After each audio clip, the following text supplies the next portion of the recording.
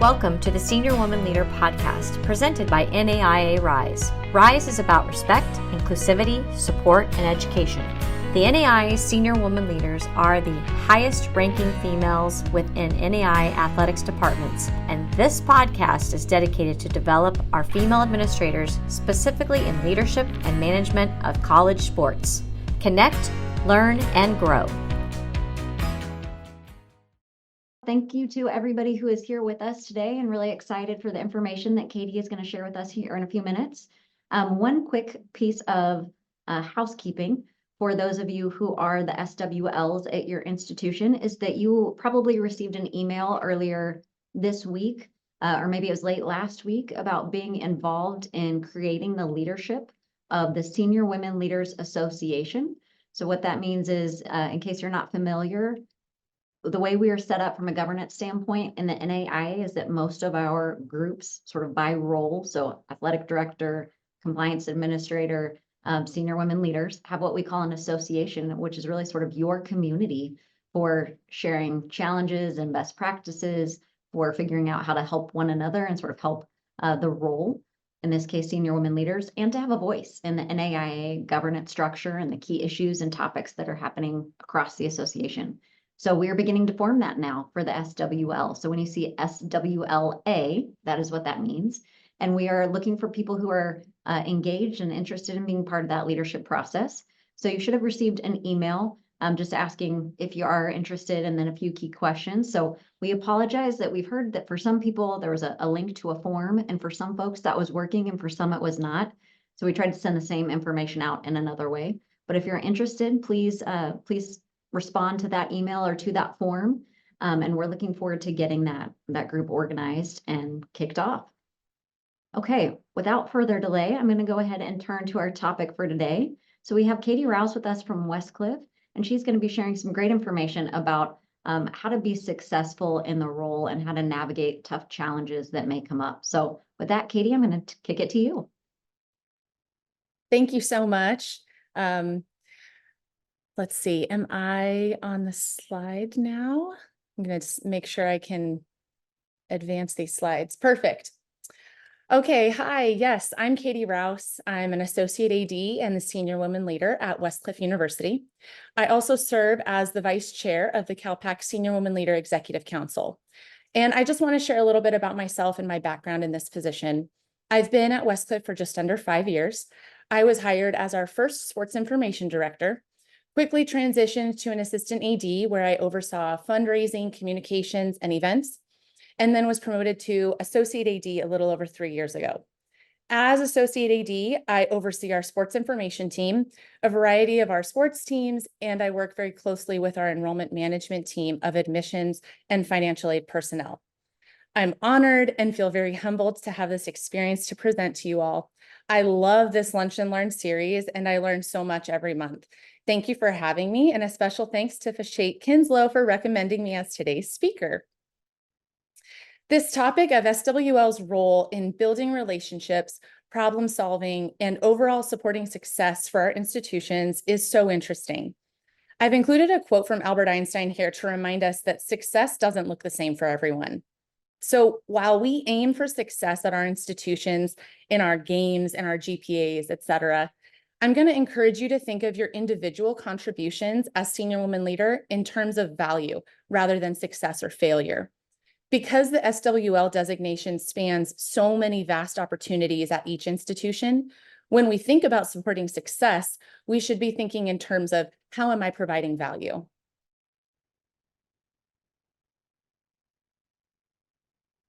See, can I switch? All right. So today I'm going to discuss how we can support and provide value through relationship building and problem solving to our student athletes, our staff, and our athletic directors or university management.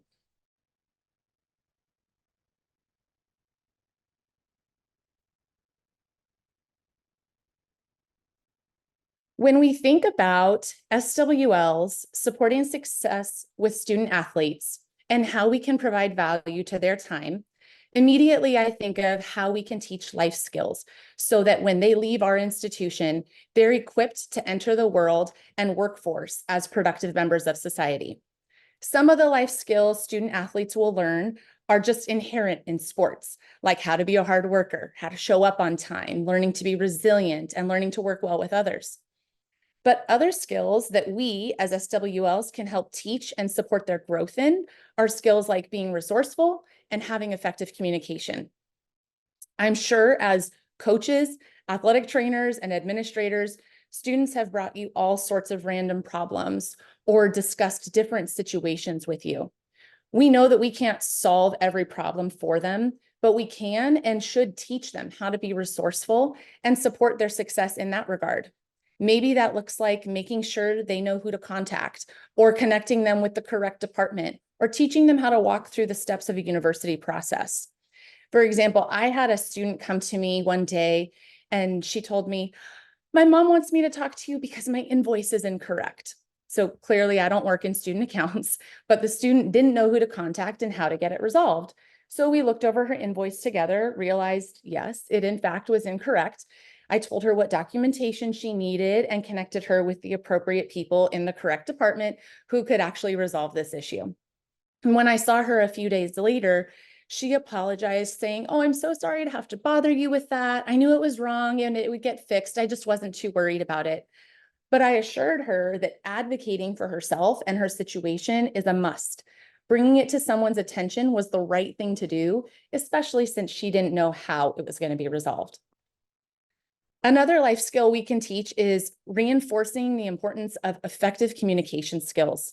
Learning how to have difficult conversations, being communicative and proactive with situations is a big deal. This could come in the form of, "Hey, have you talked to your coach about this?" Or go ahead and send an email, CC your coach in that communication. Or even, "Finals are next week. Have you talked to your professor since you'll be traveling for games?" On our campus, we encourage all of our student athletes at the very first week of class to introduce themselves personally to their instructors, letting them know that they're a student athlete, and then providing them with their game and travel schedule so that they're being proactive in their communication and opening the door for further discussions and building a connection outside of simply submitting assignments. Another way we can support our student athletes' success is by building trust and relationships with them. Now, there's no one way to do this, but in my experience, following through on what you say you're going to do goes a very long way. If you tell a student you're going to go to their game, go. If you say you're going to connect them with the right person to resolve an issue, do it. Make sure you're following through with what you say you're going to, because they will notice. They say trust takes years to build and a second to break. And while it's likely that most things that come up on a day-to-day basis for us will be smaller items, building trust with student athletes over the many small items will start to show them that you're real and they can look to you for guidance and support. My dean of athletics always says, your best ability is your availability. And there's really no way to build a professional relationship with anybody if you're not available for them.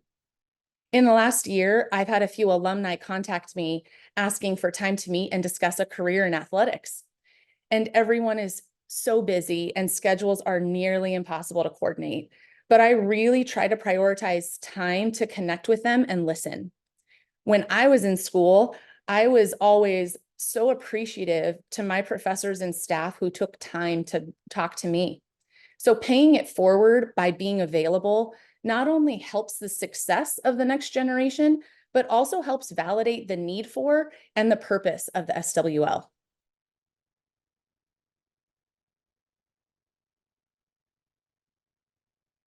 Let's see if I can move forward. There we go. Okay. So moving on to look through the lens of peer support, we senior women leaders certainly have a lot of different staff that we support and work to build relationships with.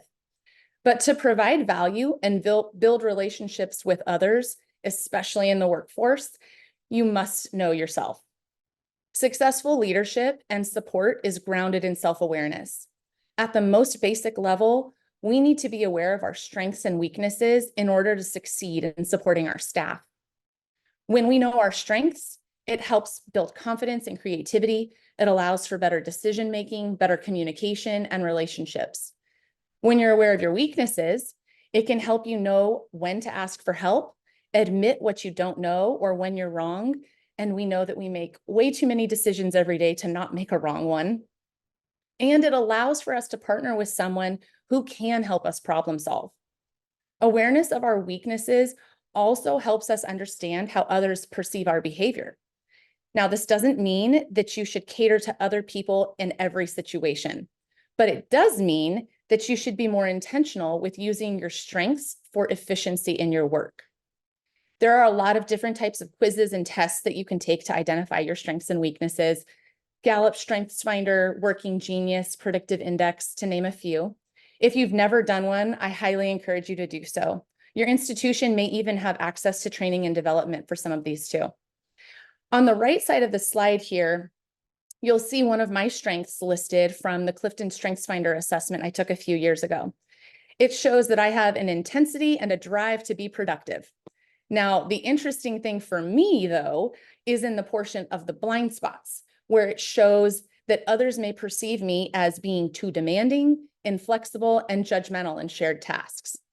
So knowing this, when I'm working with different staff, coaches, SID team, admin, my communication might vary to each of these groups to maximize production. And while I'm working to support their success, I also need to make sure that my expectations are realistic and reasonable. Being able to have self-awareness as a senior woman leader will set you up for successful relationship building and problem solving. And this self-awareness leads right into providing successful servant leadership, where you can lead by example, be willing to learn something new, and show that no task is above you. As servant leaders, we need to be able to communicate clearly, even when things are not clear. We need to be aware that everyone perceives and receives information differently. So that makes the things that we say all the more important. Taking a transformational approach, not being transactional in our communication, is really important and can be contagious. If we're talking about a team that you're leading, talk to them on a personal level. Ask about their ambitions, their goals, and their career aspirations. And then find opportunities to highlight and spotlight them. Just for example, I had someone come to me not too long ago and tell me that they would be really interested in growing their development by attending the NAIA convention in the coming years. So I let our leadership team know that I think this person would be a great option if we're able to send someone. So I don't know if he'll be selected this year or the next year or ever, but I did go back and tell him that I recommended him for that for two reasons. First, I wanted him to know that I heard him and I support his goal. And second, I didn't want him to be blindsided by any conversations that came to him about the opportunity because of my recommendation. Another member of my team is getting his master's. And if I didn't talk to him on a personal level, I wouldn't be able to lead him in the most efficient ways to help him grow personally and professionally. These candid conversations help me to be aware of little things like when his final exams are. And I have to remind myself often to be mindful and really practice my listening skills. So these are just two specific examples from my situation, but I'm sure they are not uncommon types of conversations that are held in any department across the country. If you're working with a team of your peers and you're figuring out how to provide value there, I would recommend learning their language of appreciation. Ask them how they like to be recognized and ask questions about the dynamics of their specific role. You're able to support them and vice versa more effectively when your approach and your awareness is greater than surface level.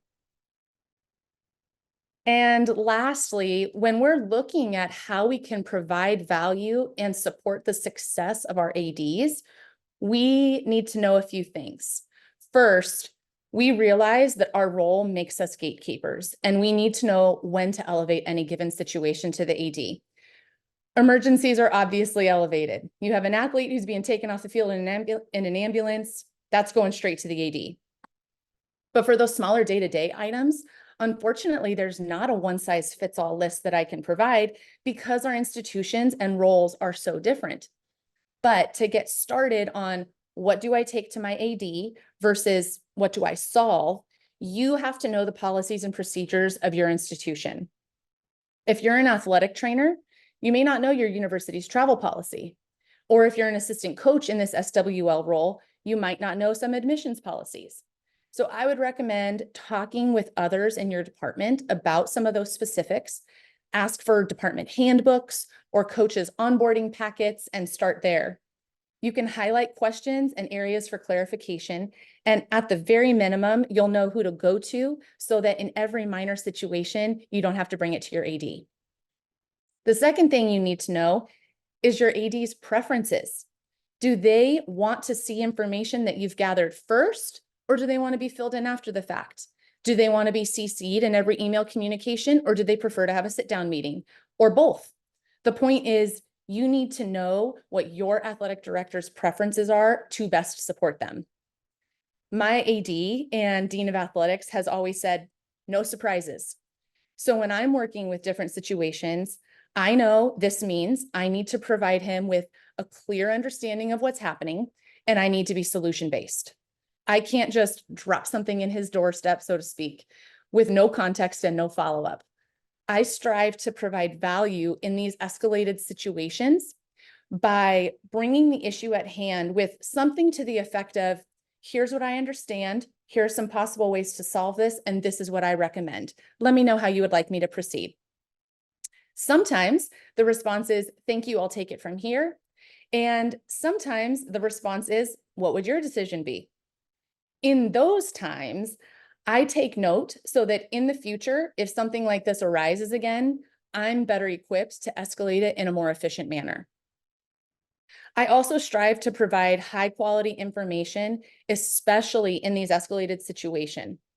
These details need to be complete when I'm bringing information to the next level, because it's more than likely he'll be using that information to make a decision or to escalate it further. High quality information given in a solution-based approach is vital. And third, you need to ask questions. You need to ask questions to know what decisions you can make. The question of, can you resolve a situation at this level and provide a recap to your AD, or do you need to bring it to them first? Probably depends on the unique situation at hand. But before any situation comes up, you should have a conversation on what you can resolve at your level and what that expectation looks like. So I'm the queen of questions. Honestly, my dean probably wishes I would stop with the questions sometimes. But I know that to best support his position, goals, and initiatives, I need to be clear on the expectations and responsibilities that fall to me. And I need to be ready to learn at every turn. If I'm not asking questions and I'm not thinking further down the line, I'm not learning or even supporting myself. Having these conversations and asking clarifying questions is so important, knowing that each senior woman leader works in different roles on each campus. And because you're the senior woman leader, you are in a unique position to learn, collaborate, and grow in your leadership through different situations every day.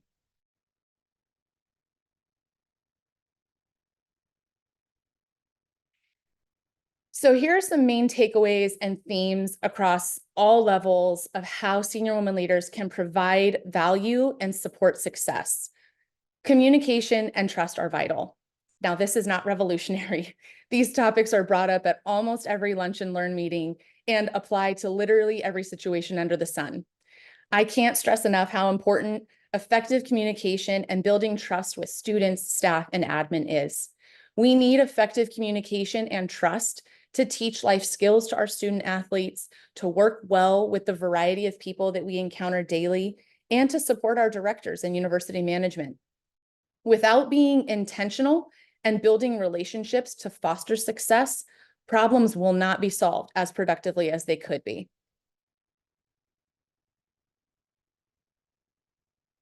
Lastly, fostering success on your campus provides value to senior women leaders across the country. As we navigate the, quote, newness of this SWL designation, finding your niche in how to provide value will look different from campus to campus. But with you working in this designation and supporting success in so many different ways, you are adding value to the overarching role of senior woman leader, and you're setting the foundation for how it will look in the future. I hope this presentation provided some value to you today.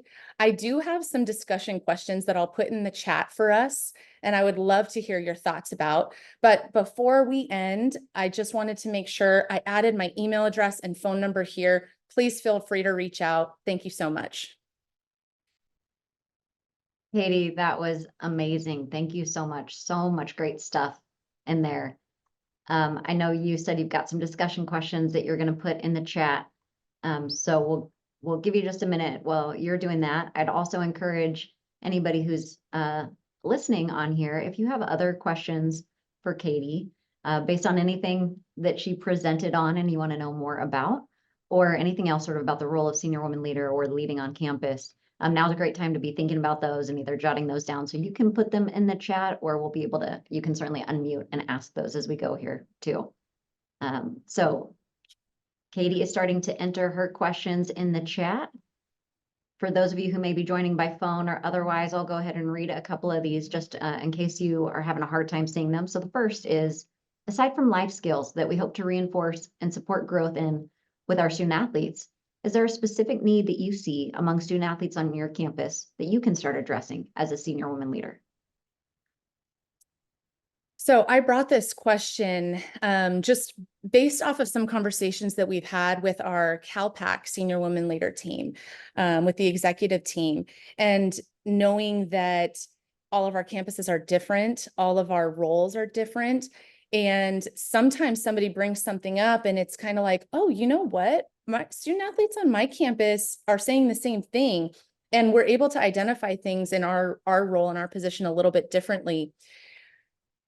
And we have an ability to insert ourselves and kind of say, hey, this does fall under this designation and I would like to address it. So I'm curious if anybody has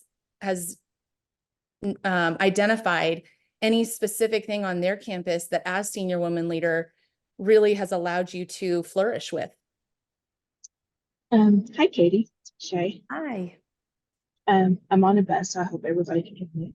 On our campus, mental health is to address, especially after COVID.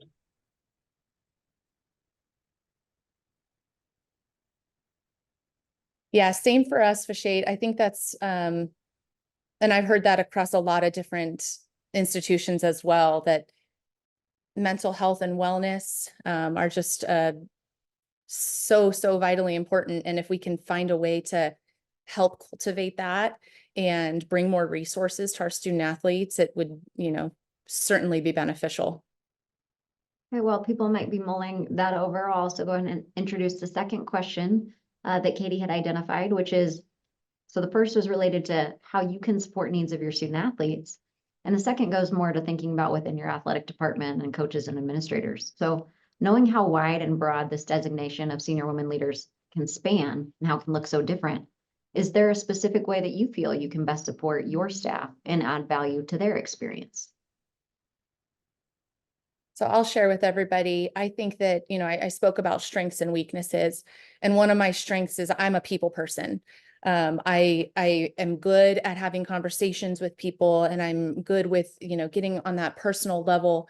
And so when we have the opportunity to be in person, whether it's for meetings or I'm at a practice or, I'm just able to have a conversation in person with somebody, as opposed to on a phone call, via text, or over Zoom even, I feel like that's where I can really best support whether it's a peer level, somebody that I supervise, or somebody that I report to. So I really try to take note of that, hey, I'm going to be my best when I can be in person, when there's not a lot of other distractions, there's no cell phone sitting around, and we can really have a conversation and try to connect about what's going on. Katie, I'm going to lean into that a little bit because one of the things that I was jotting down as you were giving your presentation was similar. You were talking about sort of your strengths and weaknesses and doing some of those profiles, and you could see kind of the emotional intelligence side of that coming through there. And I loved how you were talking about knowing the importance of self-awareness, knowing your own sort of profile and the strengths, as well as maybe some of the challenges and what to be on watch for. I'm curious what thoughts you have or what things you've seen play out of how you handle situations when you're working with other people who maybe don't have that same level of self-awareness of their strengths or maybe some of their challenges, and we see how that can impact the rest of the team or the initiative that you're working towards. And I think probably handling those situations looks different when maybe it's somebody who works for you, or maybe it's a student athlete, versus when you're managing up and we're talking about your boss or your Sure. dean of athletics or whoever it is. So I'm just curious sort of how you manage some of those situations when folks aren't quite as self-aware. Yeah, it's always an interesting topic because it's going to look different for every person that you encounter. And I think that's where knowing yourself is going to come into play best, because if you're somebody that's going to get really riled up and have an emotional response, you're going to need to be very aware that, hey, my emotions precede my thoughts, and I might need to take a step back here so that I can clearly communicate without emotion being so tied into this. And maybe it's the opposite. Maybe it's you're working with a person who has no emotional connection whatsoever, and they're so very blunt, and that's what's getting you. And it's like, excuse me, I'm a person too. That just hit me in a way that, now has me giving an emotional response. So it is very difficult. But I think number one, knowing yourself, knowing how you respond in those situations, and knowing how to take a pause is really important, because just because somebody asks a question doesn't mean you have to answer it. You can say, give me a day to think about that and I'll get back to you, so that you have some space to think properly and process what's going on. Or maybe it's a situation where, the person is just, it's just not resonating, and you might have to be a little bit more blunt and straightforward with your communication. But knowing yourself well enough to be able to deliver the message effectively without emotion and without making it a personal situation is going to be really important too. I've used phrases sometimes like, I know that this is a very lofty goal, or I know that I have a really high expectation, and I know that you're the right person to do this. Let me tell you why, so that it doesn't seem like overwhelming and really, just too much for the person to process. But being able to connect and kind of bring it down on a level of like, hey, I recognize this about you, and I think that this could play to your strengths. I think that this is why we should do it this way. Kind of phrasing things in a different way is always helpful. And like I mentioned, I don't think that means you have to cater to every single person in every different situation. I think it just means that when you know yourself and you know your strengths, you can play to that better. Katie, one thing I love about both part of what you're saying in there, but something that was coming up at parts of your presentation too, is you're speaking belief into people. Like you said, I know this is a lofty goal, but I know that you can do it. And here's specifically why I know that. And I think several of us have probably benefited from people who have done that for us. But I also think there's probably some folks on this call who might be a senior women leader and not really understand why, or might feel like this is way out of their comfort zone or sort of above their abilities at the moment, and feel maybe a little intimidated by it. So I think it's a great reminder to all of us to be doing that for other folks, but also remember sometimes when we're in those situations that it might be outside of our comfort zone or feel like they might be too big for us, maybe it hasn't been verbalized to you in exactly that way, but it's because somebody saw that same potential. I love that. Yeah, absolutely. And that kind of ties into the last question I had. Oh, hi, Karen. Do you have a question?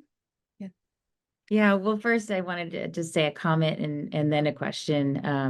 One, I wanted to say thank you, Katie, for representing the CalPAC so wonderfully today, and the NAI for asking Katie to speak. Being a member of the CalPAC and the AD and SWL at Cal Maritime, I wanted to say how proud I am for Katie and representing the CalPAC and Erica for our executive team.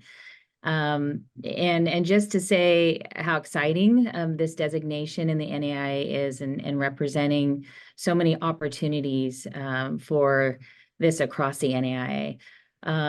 Speaking back to that first question, I just wanted to have a moment to kind of mull that over of how this has evolved across the nation. I think mentorship and having an opportunity to really give back. And you had so many wonderful nuggets within your presentation, and it was so well spoken. I think speaking back to what Chesney just said, as far as that overwhelming of this designation for many on this call and those who may view this video later on, it may be overwhelming for those who are in various roles in their department of coaches and SADs and athletic trainers. Katie brought so many wonderful ways of how this can transcend from assistant coaches, athletic directors. Knowing who you are is going to help you in so many wide variety of interactions with people. And this will help you in so many different situations. So really just take a pause moment, think about the tenets of what she said. You'll learn more about yourself and how you interact and make decisions. And I learned so much just in that 20-minute presentation. So thank you, Katie, for that. I think we just need to be available, like she said, and just be able to pay it forward. So thank you for what you presented today. It was really well scripted and well presented, and thank you for that. In regards to your third question, I sit in that role on my campus, and there's still so much to learn. And I think as we elevate up, just continue to learn. And as we evolve in our experience, things have changed from the 90s when I got into athletics to where we are now in 2024, and to continue to learn and grow and adapt to this generation of student athletes. And there are different circumstances that have come out on the other side of COVID. So as we handle these new challenges and conversations, is just to continue to learn and to grow, and to always be a sponge and a network. And that's what these wonderful lunch and learns are. And just to put these in our calendar, in our space, as busy as our schedules are. But also just to be available for each other. So I did have one question in regards to, and I kind of just went off the tangent of it, is as we have these kind of conversations, should we immediately bring in our executive team, or should we bring other SWLs as they impact our conference? And that was one question I had. Maybe we're tying in right now our Cascade conference, and we're really trying to align with those. I'd like to know if the NAIA is going to align more just regionally, or if we are going to bring together all of the SWLs from a national level. And maybe Chesney can speak to that, because that, I think, would be a wonderful forefront if we can bring all the SWLs from all conferences together, maybe at the convention this April. What a great segue, Karen. Yes, I can speak about that. So I mentioned this as a couple of people were first joining, so probably lots of folks may have heard the tail end of this, but we are in the initial stages of forming the Senior Women Leaders Association. So for some of you, that concept of an association within the NAI is familiar. The athletic directors have an association, conference commissioners have an association. And basically what that means is every person who holds that role of senior women leader is part of the Senior Women Leaders Association. It's basically your community. So it's your place to network, meet others who are in similar situations, share challenges, share best practices, share what you've learned, all of those sorts of things. So it's intended to be that professional development for you within your role. And then it also provides an opportunity for senior women leaders to have a voice and have involvement within the governance of the NAIA. So the opportunity to be engaged in councils and committees tends to come out of these associations. The opportunity to have a voice in proposed legislation. We do that once a year, and this will be the first year that the Senior Women Leaders Association will do things like discuss those proposals and then take a caucus vote that gets shared out with the rest of membership of, here's how the senior women leaders felt about this particular proposal. So it kind of elevates the voice of the senior women leader organization, the association within the NAIA as a whole. So we are in the initial stages of just forming this group. Big thanks to Fache, Brittany Keller, and Erica Baldre for helping us to really just start to get this off the ground.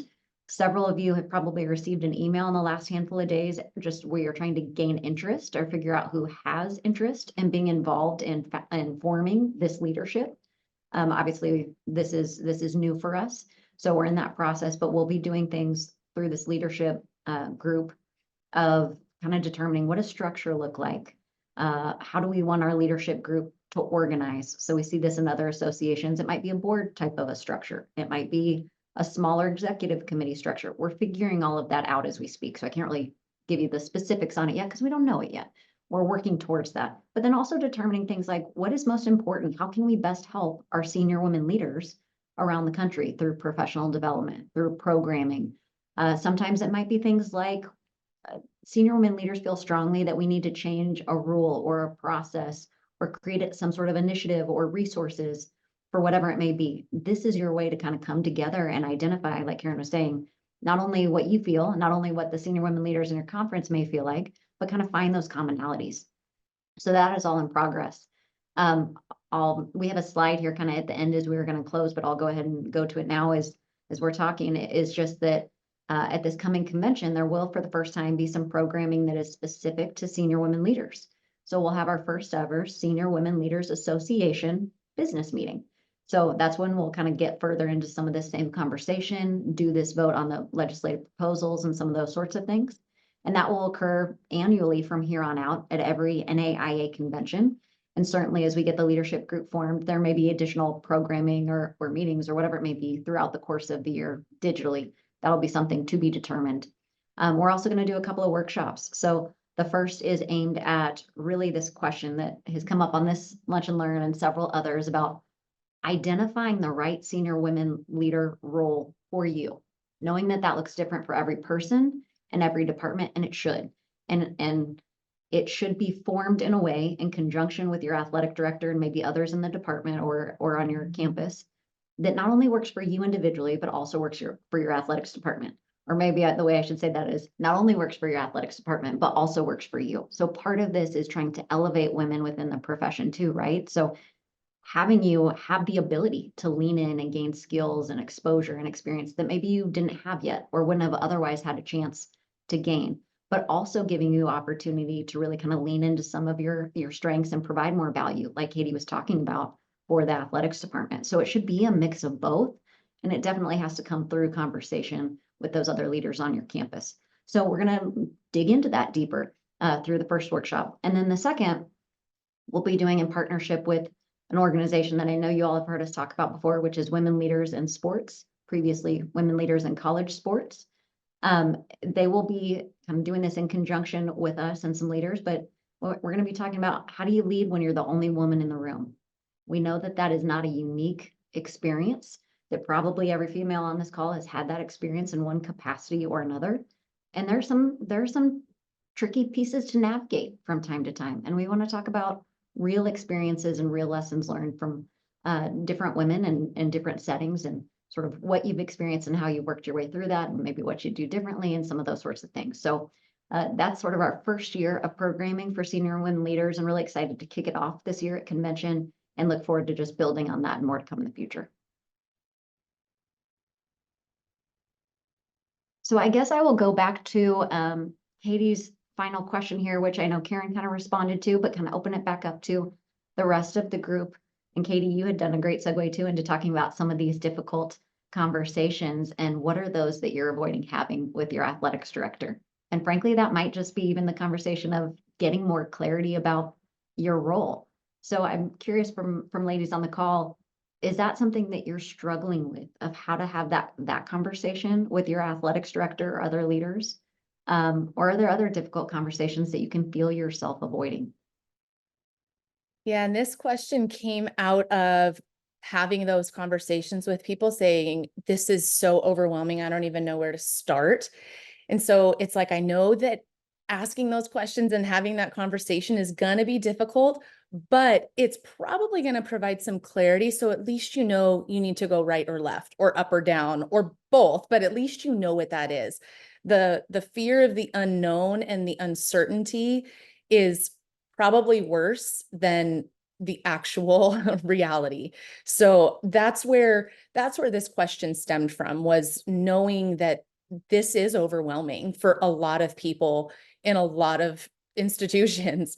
And is that playing into building more overwhelm, or is it, helping you to kind of escape some of that? Chesney, I'm going to speak here because you and I have just had a conversation very similar to this. And I'm glad Karen said what she said a minute ago, because I think it's also on the other side of this, the ADs are struggling to find a pathway. And so I think the uncomfortableness of those conversations is neither knows what the pathway is. And in this case, we had a meeting not very long ago with our SWLs, kind of our first one, and we were able to easily develop what we think they do on a campus or an institution for an institution. But certainly that hadn't been clarified by their AD or their supervisor. So I think it's kind of a dual role here problem. Both sides are having an issue deciding what to do with the SWL position right now. So I'm saying that say to Chesney also, maybe we should train the athletic directors on what the role of the SWL is as well. So just some comments for you. Yeah, absolutely, Bill. Absolutely. That's a very interesting point. And bringing the piece back in of thinking about it in terms of just adding value may make that also less scary. It's not like you're here or, it's not all or nothing. It doesn't have to be. It can be, how can we slowly but surely add and provide value to this segment of our department or this initiative? And I love what Fache said in the chat. One of these difficult conversations she's referencing is how to add the title without a salary increase, how to navigate that. I'm curious if anybody else has also had the same concerns or figured out how to navigate that. That would be an awesome piece to discuss in the business meeting of being a woman in this role, because I think that's a common struggle for just women in general, and not necessarily just the senior woman leader role, just in the workplace. So I think that would be great to provide some tools and examples and resources for that, because certainly that's a common thread everywhere. One other thing that I'm going to go back to, Katie, from your presentation was, I thought you gave some really good information. Towards the end, you were talking about elevating issues, and you were really coming at it from this angle of how do you not just think about what information needs to be shared, but kind of manage up. So thinking strategically about what you share, how you share it, when you share it. And I liked how you were talking about the difference of sort of informational, I just need to make you aware, versus when you're maybe handing off an issue or it's not yet concluded, and what is your role as you hand it off. And sometimes I think it can feel like people, it can feel to a supervisor like you're handing off the problem. So can you elaborate a little bit on how you balance this concept of being aware of where your authority and your own expertise ends, so where you might be like getting ahead of yourself too much by trying to solve it, versus also trying to be solutions oriented and solution based, I think, as you were saying, of not just, here's a big problem and I don't know how to solve it. Here you go, athletics director. Sure. And to be clear, sometimes that does happen. Sometimes it's like, wow, this is big that's happened. I haven't dealt with this before. I need your help immediately. Or I got to turn this over to you and let me know how I can be of assistance. But for the most part, knowing what your role is. So it's going to depend on what the issue is. If it's an issue with one of the teams that I oversee and a coach with that team, more times than not, I can have a conversation with that coach, resolve the issue, and then bring it to my dean of athletics and say, here's what we discussed. Here's what I recommend as the follow-up for this. Are you good with this? And more times than not, that's going to be sufficient. But there are going to be cases where, in fact, this happened not too long ago, where I brought something and said, hey, this kind of happened. I have some questions about like the legal portion of this and what it would look like, talking with legal counsel, but here's my recommendation, where should we go? And he was able to illuminate a couple different areas that I wasn't even aware of in thinking of, what my recommendation would be. He brought back to me and said, we need to think about this. Did we ask this question? And do you know X, Y, and Z? And I said, no, I don't. Okay, well, we need to find out these things first. So let's partner together on this.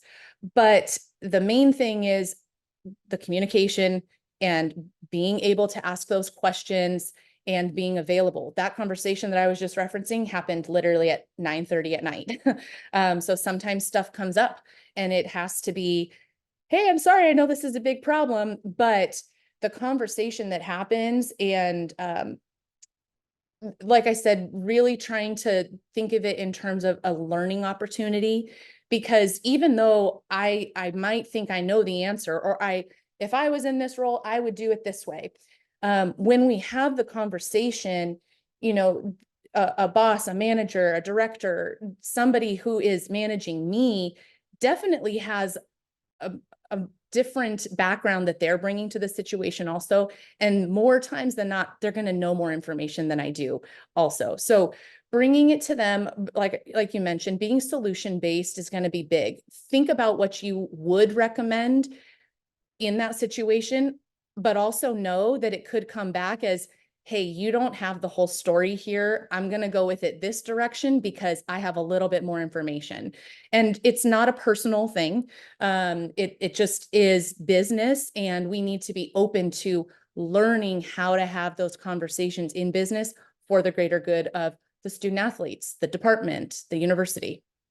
I just want to thank everybody for your attendance today. I know it's a crazy busy time of year, so we really appreciate you making the time and committing to be here today. And thank you so much to Katie for all the excellent information and wisdom shared today.